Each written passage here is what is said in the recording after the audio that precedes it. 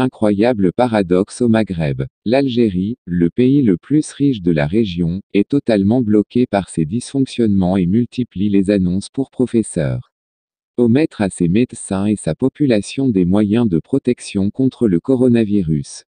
En Tunisie et au Maroc, des pays beaucoup moins riches que l'Algérie, des dispositifs sérieux ont été déployés pour booster la production nationale des masques dans le but de s'émanciper de l'emprise chinoise et de faire face aux pénuries mondiales des masques de protection. Incroyable paradoxe. À partir de ce mardi matin, le Maroc a instauré l'obligation du port obligatoire du masque de protection contre le coronavirus Covid-19. Le gouvernement marocain a publié un décret officiel qui réglemente provisoire le prix de vente des masques de protection, après avoir décidé début mars d'interdire l'exportation des masques de protection médicale. En effet, le décret encadrant les prix de masques de protection pour une durée de 6 mois a été publié au bulletin officiel du 2 avril 2020. La loi marocaine fixe, désormais, les prix des masques dans les pharmacies à l'équivalent de 30 dinars algériens l'un. IT pour une boîte de 10 unités et 24 dinars algériens l'unité pour une boîte de 50 unités.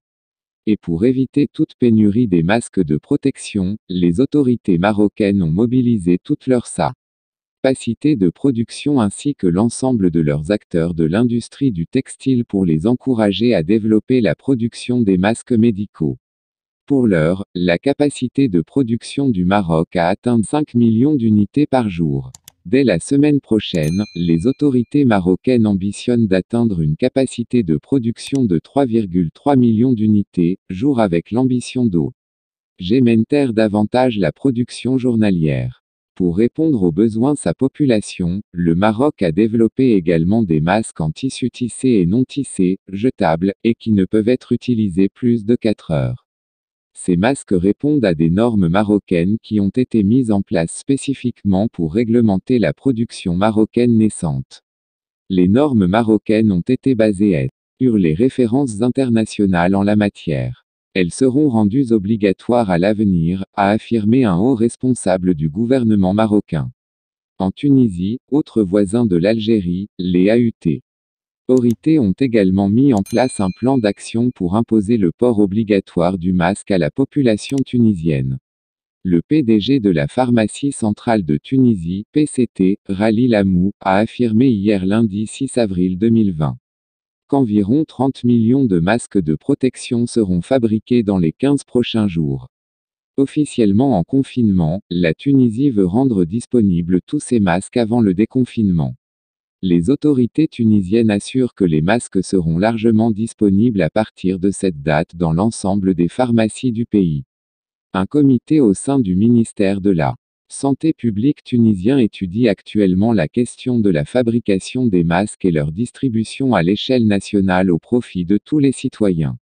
Les autorités tunisiennes étudient également un dispositif pour que ces masques seront vendus contre des prix étudiés prenant en considération le coût de fabrication. D'importantes quantités de masques de protection seront mises à la disposition des familles démunies. Ont promis aussi les autorités tunisiennes. Comme au Maroc, la Tunisie va rendre port des masques de protection obligatoires dès l'achèvement de la période de confinement général. Cette décision a été prise par les ministères de la Santé et de l'Industrie et des PME en concertation avec la FTTH, Fédération tunisienne du textile et de l'habillement. En Algérie, le géant de la région. La situation est totalement différente. La population algérienne n'a aucune visibilité et ne dispose d'aucune information fiable sur la disponibilité prochaine des moyens de protection contre le coronavirus Covid-19. Pis encore, le gouvernement algérien n'a nullement étudié la possibilité d'instaurer le port obligatoire du masque. Et pourtant, les recommandations internationales tendent de plus en plus vers l'appel au port de masques de protection. En France par exemple, l'Académie de médecine vient de recommander le port obligatoire de masques pour tous. Les autorités américaines ont également émis la recommandation du port de masque. Le gouvernement est en retard, très en retard.